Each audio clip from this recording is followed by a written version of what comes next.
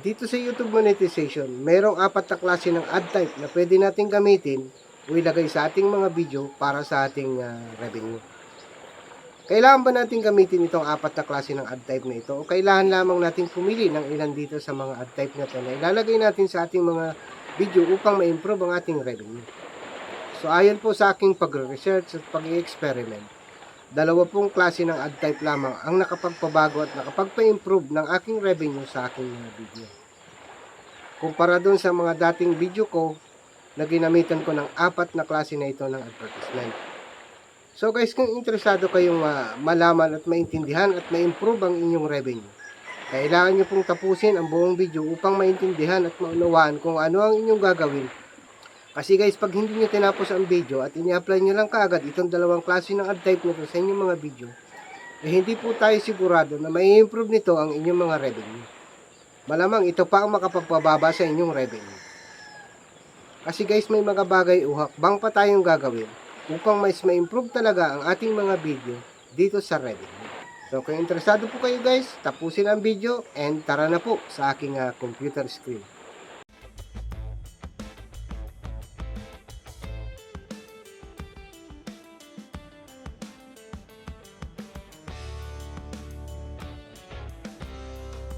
Ano nga ba itong apat na klase ng advertisement na meron dito sa YouTube na pwede nating gamitin sa ating mga video upang magkaroon tayo ng magandang revenue? Upang kumita tayo ng pera katulad nito or katulad nito. Yes po, possible tayong kumita ng ganyang kadaming pera. Depende po yan sa ating performance dito sa ating channel. Kasi sa YouTube, wala pong limit ang pwede nating kitain dito. Depende na po yun sa ating performance. Tara na po, explain ko sa inyo itong apat na klase ng advertisement meron dito sa YouTube na pwede nating gamitin sa ating mga video. Sa YouTube po, merong 5 klase ng advertisement. Pero yung isa dyan is talagang naka-default na yan, hindi natin pwedeng mabago yan. So ito lang pong apat na ito ang pwede nating mabago. Itong overlay ads at saka itong sponsored cards at saka skippable video ads at ang last nga is itong skippable video ads. So, yung overlay ads, yung nakikita natin dito sa bandang ibaba ng video, ano po? And then, ito namang sponsored card, yung nasa tagiliran po sa kanan ng ating mga video natin kapag ka nagpi-play. At ito namang skippable video ads, ito yung unang magpi-play. At ang non-skippable video ads naman po, ay magpi-play din po yan, pero hindi may skip yan ng mga users natin o viewers natin dito sa ating channel. At balikan po natin yung default na display ads. Ito po yung nasa kanan na yan, sa ibabaw po ng mga suggested videos. Yan po yung lumalabas doon galing sa unang-unang advertisement na lumabas dito sa kanan. Dito po sa skippable video ads, kapag ka ang video po ay napindot o in-skip pagkatapos ng 5 seconds, so wala pong babayaran ng advertiser dyan. Magbabayad lang sila kapag ka lumagpas na dito sa 5 seconds at pinanood yung video. Ito naman sa non-skippable, hindi talaga po may skip yan. Yung non-skippable na yan, kailangan talagang tapusin yan bago lumabas yung ating video. So, dyan po sa apat na yan, ang ginamit ko lang po dyan is itong dalawa sa hulihan. Ito pong skippable video ads at saka non-skippable video ads. Pero nung bago pa lamang po ako ma-monetize, no? Pinili ko po yung apat na yan, which is hindi ko nagustuhan din kasi ang naging result pagdating sa revenue. At sana nga nalaman ko na noon pa ng mas maaga, so mas maaga kong nagawa. Pero hindi pa rin naman late, hindi pa huli ang lahat. So at least eto nga nagawa ko at ibabahagi ko ngayon sa inyo kung paano ko ito nagawa. So puntahan po natin ang aking unang-unang video na which is mataas naman po ang kanyang view. So dito po sa aking computer screen, napapansin nyo po siguro itong video ko na to na merong 2.6k na views. Pero ang na-generate niya na revenue lang is $1.50. So yan lang po. At malaki rin po yung kanyang naging watch time dito. So tingnan po natin yung reach niya. So dito po sa reach, nagkaroon siya ng 12.2k impressions. So, napakalaking impressions po no? So, kaya naman maraming nanood talaga kasi mas nasuggest siya ng ganong kalaki. At ang naging traffic source po niya is ito sa YouTube at meron siyang traffic from external source, no? From Google, Facebook, ito po mga to. So, puntahan po natin yung revenue para ma-analyze natin. So, dito po sa estimated revenue ko is kumita lang ako ng $1.50. At ang RPM ko is $0.58. At ang CPM ko is $3.75, which is mababa po. So, ikumpara po natin ito sa aking bagong video lang na kaka-upload lang at Parang 2 araw pa lang po ata mula nang ma-upload ko, no? So, ito po yung isa kong bagong video. Kung papapansin nyo po, ang views pa lang niya is 38 views. Pero ang na-generate niya na income na is $8.57. Which is mas malaki ang kinita kumpara dun sa nauna kong video na mas maraming views. So, tingnan po natin yung reach niya. So, ang nangyari po dito sa traffic source niya is browse sa YouTube search. All YouTube lang po siya. Tingnan natin kung mayroon pong external source. So, meron po sa external source, proportion of your total traffic, 5.3, galing po sa Google. So, tingnan po natin ang naging revenue nitong views na meron lang na 38 views. Pupuntahan natin yung revenue niya. Ayan po, ang kanyang revenue is $8.57 at ang RPM niya is $317.26 which is mataas. At ang playback base CPM niya o cost per milli is $408.87. So maganda po ang naging RPM at CPM nito kung aking bagong upload kumpara dito sa nauna kong video na mayroong views na 2.6K. Napakababa ng kanyang RPM at CPM. At ang naging traffic source nga nito is itong mga to. So, dito naman sa aking video na wala pang 1 week po ito. So, ang views naman niya is 96 views. Pero meron na po siyang na-generate na $25.98. At ito, in real time, meron pa siyang nanonood na 7 na tao. Tingnan natin yung naging reach niya. So, ang naging traffic source po niya is from YouTube lang. Walang external. Meron po palang external, isa, Reddit, 100%. So, wala akong ibang social media dyan. At tingnan natin po yung naging revenue natin dito. Ayan, $25.98. At ang naging RPM niya is $285.44 at ang playback base CPM niya is 536.67. So napakalaki po at napakalayo ng diferensya dito kumpara sa nauna kong video. Ano po, na mas maraming views. And then, ito naman po isang video ko pa. 93 views pa lang po yan. Pero ang nag-generate po niya is $21.02.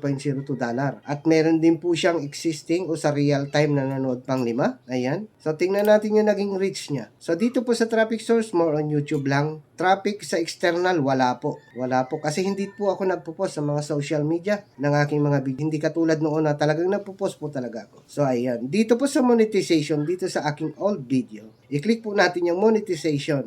Kung mapapansin nyo po, hindi ko pa nababago. Naka-check pa po lahat itong mga cards, itong mga advertisement na to, itong mga ad type na to, no? So, yan po yung lalabas sa aking, aking video na ito. Itong overlay, sponsored card, skippable, at saka non-skippable. Yan po yung mga type ng advertisement na lalabas dito sa aking old video na ito, na yung Tenda W18E. So, na-manage ko rin po dyan ang mid-roll. Ayan po, meron po siya. Na-manage ko po talaga yan. And then, puntahan po natin yung aking bagong video. I-check natin yung monetization. At ayan nga po, wala pong check ang overlay ads at saka sponsor. So, ang ginamit ko lang po talaga is skippable at saka non-skippable. Nilagyan ko rin po ito ng mid-roll. Ayan po, kung mapapansin nyo. Pero dito sa mid-roll, hindi naman talaga masusunod itong pinaglalagay ko na to. Kasi yung system pa rin po ng YouTube talaga ang maglalagay niyan, ng mga advertisement na yan. Ito pa yung isang video ko. I-check natin. Tingnan natin yung monetization. So, ito rin din pong dalawa ang aking pinili. Skippable at non-skippable. So, hindi ko na-manage ang mid-roll nito kasi below 8 minutes to. So, ito naman kasunod, na isa ko pa rin video, na meron lang na views na 93 views, na kumita naman ng $21 mahigit. Tingnan natin yung monetization niya. Ayan, kung napapansin niyo po, no, hindi rin po naka-check ang overlay ads, ang sponsored cards. Ang naka-check lang is itong dalawa, skippable at non-skippable. Hindi ko rin po na-manage ang mid-rolls niyan sapagkat ito po ay below 8 minutes. Ito pong aking tenda na to na na merong 2.6K, no? Is-try po natin na i-search din po sa YouTube kung ito ba searchable. So, ayan, top rank din po siya, no? Top 1 dito itong aking video na to na merong 2.6K views. So, maganda rin po kasi ang aking pagkakagawa dyan ng keywords. Pero yun nga lang po, talagang maliit po ang naging revenue nito dahil nga po sa ang aking pinili dito is itong 4 na to. So, kumbaga, ang mas maraming nagkataon siguro na lumabas dito is itong dalawa na to sa itaas, no? Itong overlay at saka sponsored card, which is mababa lang yung naging revenue ko. Pero doon po sa aking mga bagong upload, talagang skippable at non-skippable lang ang aking nakalagay. So, wala rin po talaga guys, no? Kahit nasa top rank ang inyong video, kung mali ang klase ng type ng advertisement ang ating inilagay sa ating mga video. So, ito po ay base lamang po rin sa aking experience kasi pinag-aaralan ko po itong analytics ko kung ano talaga yung magandang gawin dito sa aking channel, lalong-lalo na dito sa aking mga video. So, hindi ko pa po lahat naman naayos, kumbaga, hindi pa rin naman kasi ako talaga natatagalan dito na maging vlogger dito sa iyo. Kumbaga, nag-start din po ako na wala talaga akong alam. Kumbaga, pinilit ko lang pong alamin, intindihin at unawain kung paano ko ba talaga mapag-grow itong aking channel. So guys, hindi ito possible na gumana rin po sa inyo kapag pinili nyo ito. Kung hindi nyo po magagawa ng tama, hindi po may improve ang inyong revenue dito kapag hindi nyo po na-optimize ang inyong mga video. Unang-una, kailangan nating i-optimize ang ating mga video. I-remove ang mga dead spot sa mga video. I-edit for short po. At saka i-optimize din po sa search engine. Isa lang pong ibig sabihin nito, kapag hindi rin po searchable, wala sa top rank ang inyong mga video. Ito pong technique na to is hindi makakatulong para ma-improve ang inyong revenue. So, kailangan po talaga natin mga guys na pag-aralan itong YouTube SEO o Search Engine Optimization para mas gumanda po ang ating revenue. Don't worry po, hindi naman siya masyadong mahirap intindihin o unawain. Meron nga po pala akong tutorial nito na ilalagay ko po dito sa aking description. Ito po ang aking tutorial tungkol sa Search Engine Optimization, yung how to rank higher on YouTube. Ito po siya. So ilalagay ko rin po dyan guys sa aking description itong mga videos na to na aking tutorial na related dito sa aking content ngayon kung paano ma-improve ang ating mga revenue dito sa YouTube.